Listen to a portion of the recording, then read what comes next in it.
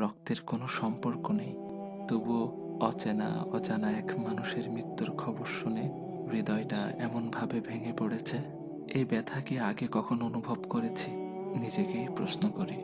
সব সম্পর্ক রক্তে বাঁধা থাকে না। কিছু মানুষ না জেনেই না চিনেই হৃদয়ের সবচেয়ে নরম জায়গায় স্পর্শ করে যায়, আর চলে গেলে রেখে যায় নামহীন এক দীর্ঘ কষ্ট। কেন জানি মনে হচ্ছে এই শোকটা শুধু তার চলে যাওয়ার নয়, এ যেন মানবতার এক নীরব অংশের বিদায়। চেনা ছিল না, কথা হয়নি কখনো, তবু তার অনুপস্থিতি হৃদয়ে গভীর শূন্যতা রেখে গেছে। একটা জিনিস খেয়াল করেছেন? আমার ভাই ওসমান হাদিকে গুলি করা হলো জুমার নামাজের পর, আর তিনি তার রবের ডাকে সাড়া দিয়ে চলে গেলেন জুমার রাতে। আহ, কত সৌভাগ্যের মৃত্যু! আল্লাহ সুবহানাহু ওয়া তাআলা আমার ভাইকে শহীদ হিসেবে কবুল করুক, জান্নাতের উচ্চ মাকাম দান করুক, শোকাহত পরিবারকে ধৈর্য ধারণ করার তৌফিক দান করুক।